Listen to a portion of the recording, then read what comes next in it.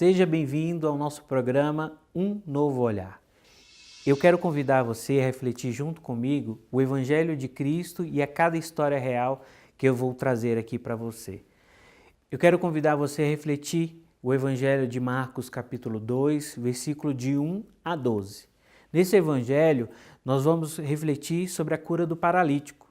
Jesus chega na cidade de Cafarnaum, a multidão descobre, o procura, e nessa dificuldade de 4 amigos a levarem esse paralítico para próximo de Jesus, eles resolvem descer esse paralítico pelo telhado. Assim, colocam esse paralítico próximo a Jesus. E Jesus, tomado de amor e comovido pela fé, cura esse paralítico. Mas o que eu quero convidar você a refletir é o seu papel perante o cristão. Será que não necessitamos ser mais como esses 4 amigos? Levar as pessoas para próximo de Jesus, apresentar as pessoas para próximo de Jesus e aí pedir essa cura, entregando: Senhor, eu venho trazer o meu irmão, cura, eu necessito que ele te conheça, eu necessito que ele conheça esse seu poder. Dentro dessa reflexão, eu convido a você a ouvir a história do Jaci, uma história bonita, uma história emocionante. Jaci, seja bem-vindo ao nosso programa. Eu quero agradecer por você ter aceitado a vir aqui compartilhar um pouco da sua história conosco. Que Deus abençoe a você, que Deus abençoe sua família, que Deus abençoe o seu projeto e sua missão que você tem a desenvolver ao longo da sua vida, tá? Eu queria que você falasse um pouquinho para nós de onde você veio, sobre sua família, fala um pouquinho dessa sua caminhada inicial de vida. Muito obrigado, eu que agradeço pela oportunidade que está nos dando aqui. Eu sou nascido e criado em fazenda no interior de São Paulo.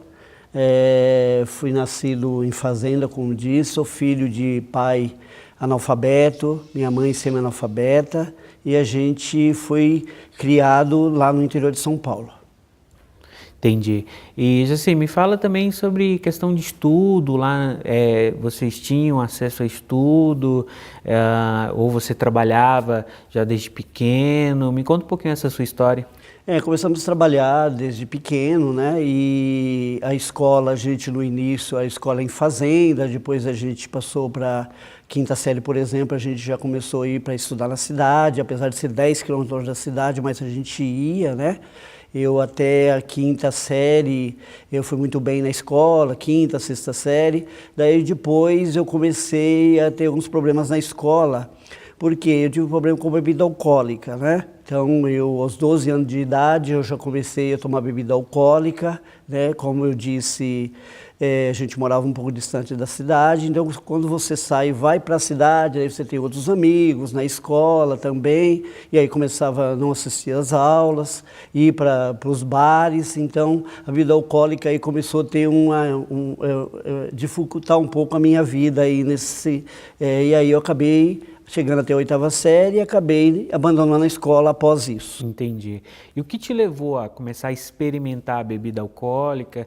Se alguma história específica te levou a isso? Alguém te apresentou? Alguém te convidou? Me fala como você começou a experimentar a bebida alcoólica. A bebida alcoólica, na verdade, ela ia para dentro da minha casa, porque, como eu disse, a gente morava distante da cidade, né? O meu pai não era uma pessoa que era considerada alcoólica, porque ele começou a beber aos 42 anos de idade, e aí, quando ele levava para casa, eu também acabava sabendo onde ele colocava e eu bebia. E depois, quando eu comecei com os amigos, tinha mais de uma certa idade já, e aí todos os amigos também bebiam e aí a gente acabava bebendo também, né? Então é isso que eu entrei na questão da bebida alcoólica. Tá, e vamos supor, a bebida alcoólica também é uma droga, né? Com certeza. Foi a única droga que você chegou a experimentar, a se viciar, a experimentar? Não, a bebida alcoólica ela foi o começo, né? Daí depois, aos 14 anos de idade, eu coloquei meu primeiro cigarro de maconha na boca, né? Apesar da gente sempre imaginar que numa época de 80, 82, mais ou menos, né, e morar em fazenda, de repente não chegar até esses locais, chega sim, e naquela época chegou, e aí, mas o que eu tinha mesmo sempre era a bebida alcoólica, é sempre isso que pontuava mais na minha vida. Entendi. E me fala um pouco da sua trajetória de vida, a partir de que momento você saiu dessa cidade, para onde você foi e como você chegou em São Paulo? Então, moramos lá, passei lá a minha adolescência lá dos 12 aos 20 e poucos anos, né? Daí de lá nós mudamos para outro local no interior de São Paulo, de lá eu vim para São Paulo. Eu saí da minha casa, falei, eu estou indo embora para São Paulo, falei para meus pais que estavam vindo embora para São Paulo. E chegando aqui em São Paulo, eu fui trabalhar, fiquei poucos dias desempregado, arrumei um emprego e perto desse emprego eu fui morar também, né?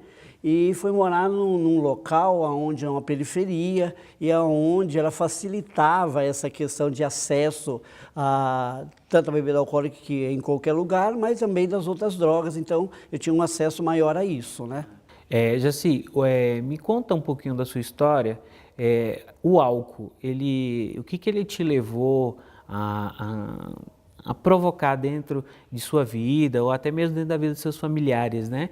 Porque a gente sabe que o alcoolismo hoje é considerado doença, né? E a gente sabe também que não é só o alcoólatra que é doente, a família acaba de uma certa forma ficando doente também. Então me fala um pouco sobre isso. O que o alcoolismo trouxe para dentro da sua casa, para dentro da sua vida, de história? O que ela, para onde ela te levou? Na verdade, ele não me trouxe nenhum tipo de alegria, ele me trouxe alguns prejuízos, né? Eu, por exemplo, quando morava com meu pai, eu consegui acabar com 4 carros que ele tinha, né? Que ele comprou um, depois comprou outro, enfim, não tinha. Também cheguei a ser preso no interior de São Paulo, cheguei a ser procurado pela polícia, porque eu saí de lá, depois meus nomes saíram até nos jornais, enfim. E aí também o estudo, eu parei por causa disso, né? Não consegui levar. E eu tinha uma vontade muito grande de sair dessa situação, só que eu não conseguia sair dessa situação sozinho, né? E aí, o meu pai, você imagina só você ter uma pessoa como o meu pai, que eu considerei e considero até hoje uma das pessoas mais honestas, mais trabalhadoras que eu conheci na face dessa terra. E você vê aquela pessoa, aquele caipira, aquele caboclo, chorar por tua causa e você não poderia, e você não conseguia sair daquela situação, né? E aí, quando eu vim para São Paulo, como eu te disse, fui trabalhar e fui morar num local onde eu tinha um acesso aos outros tipos de drogas. E aí eu trabalhei nessa empresa que eu entrei nela, e aí eu fiquei desempregado. Aí eu fui para o fundo do poço. Entendi. Eu só vou voltar um pouquinho na sua história. Eu queria que você falasse um pouquinho dessa relação entre você e seu pai. Me fala o sentimento, que você falou que ele chegou a chorar, né? Me fala um pouquinho desse sentimento, me fala também se ele conseguiu ver essa sua mudança de hoje, que logo daqui a pouco você vai falar um pouquinho sobre isso. Me fala um pouquinho sobre essa relação entre você e seu pai. Uma das coisas, meu relacionamento com meu pai era um relacionamento muito bom, né? Apesar de eu fazer as coisas que eu fazia, mas ele era uma pessoa que sempre deu um muito bom exemplo. Uma das coisas que marcou muito, porque quando eu vim para São Paulo, né, depois quando eu voltei acho que umas vezes que eu tinha voltado lá, eu voltei, e daqui a pouco eu vou falar da Zezé também, né, e a Zezé voltou comigo, né, então daí ele chorou quando ele me viu, porque as outras vezes que eu ia lá, eu tenho 1,80 m de altura, eu pesava 64 quilos. Chegou lá, ele me viu gordo, me viu contente, me viu alegre, junto com a Zezé. Então ele chorou, né? Isso foi uma coisa que marcou e que até hoje eu e a Zezé ainda a gente comenta sobre isso, sobre esse fato. E essa cena que teve do meu pai, né? De ver aquele filho que saiu de lá na situação, que saiu e que quando voltava lá, né, também naquela situação que não tinha saído e que chegou como estava naquele momento, né?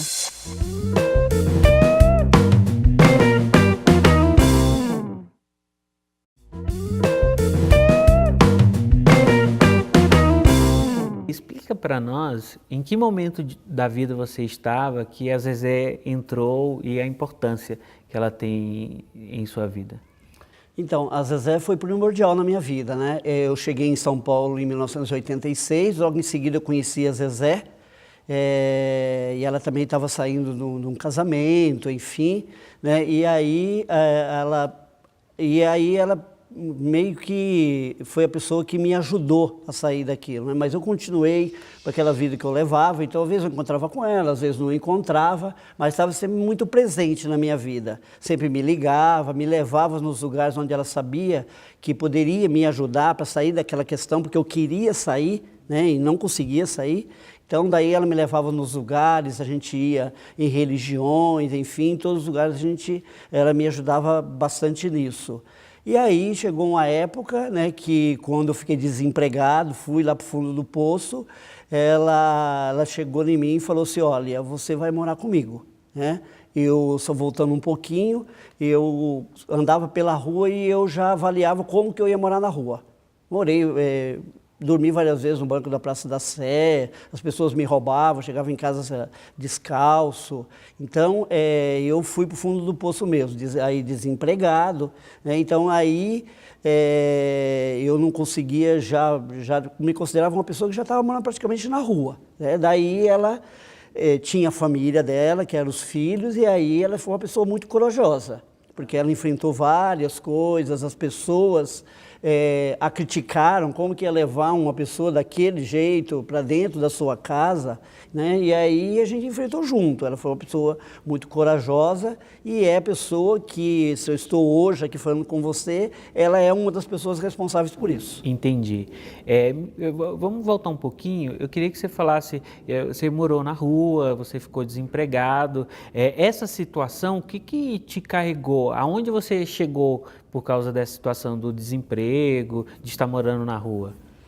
Tudo isso por causa da bebida alcoólica, né? Porque eu também, além de chegar nessa situação, eu fui até além. Eu cheguei a trabalhar no tráfico, né? Então não fiquei só na bebida alcoólica, maconha, cocaína, enfim. Também fui para outras drogas. E aí isso foi cada vez mais degradando, né? Cada vez mais você vai se afundando. E aí foi essa mão amiga que me pegou e me puxou. Tá.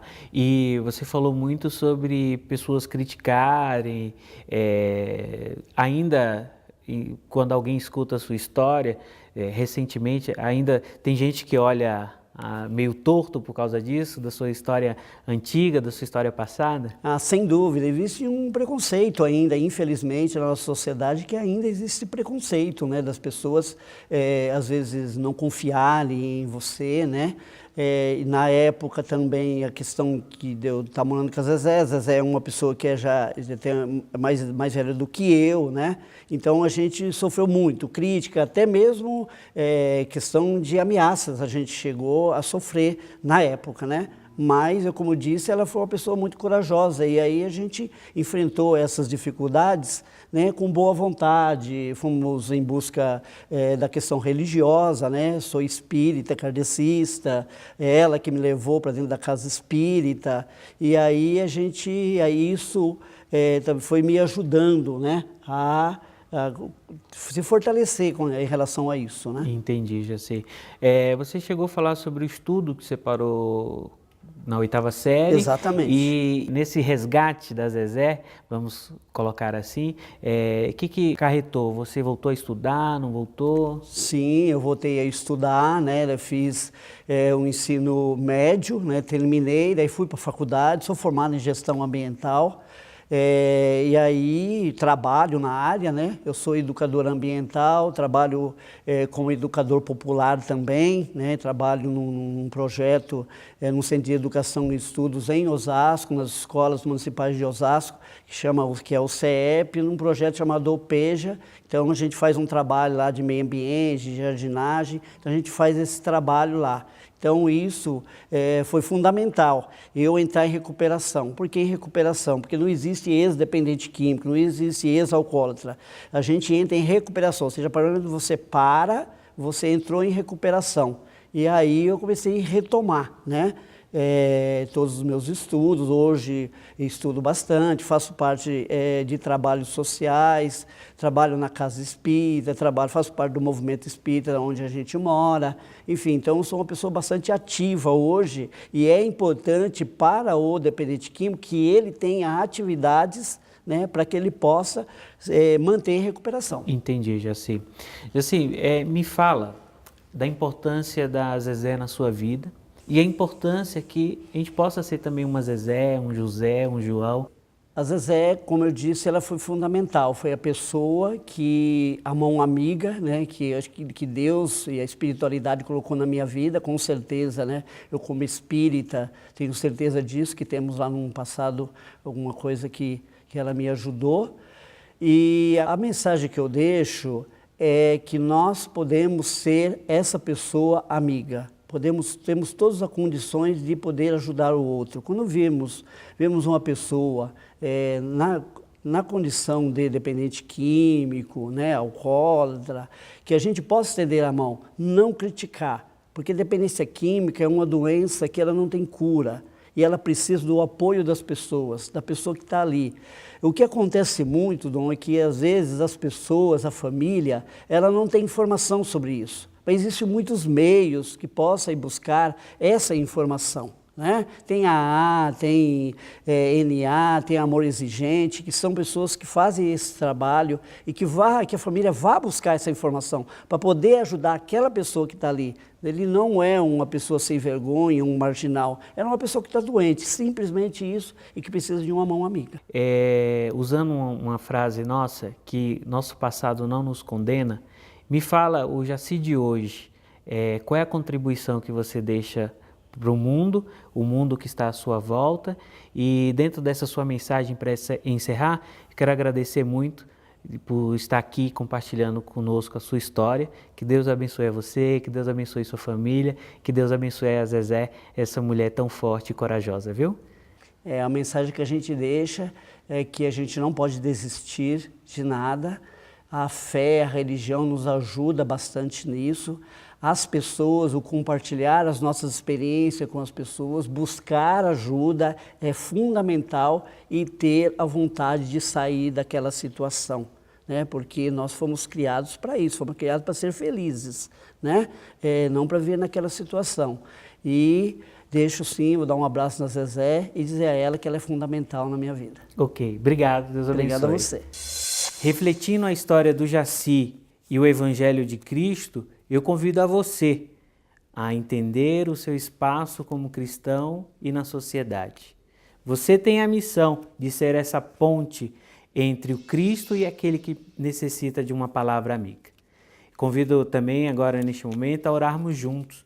Coloque aí as suas intenções, os seus pedidos, juntamente com o do Valder Silva, Silvana Pereira, Carlos Solé e família, Henrique Laporta, que Deus abençoe a sua saúde, Rodolfo Lúcio Ambrósio Coelho, que Deus abençoe sua saúde, Melo e Mônica, que Deus abençoe o projeto Viva Melhor.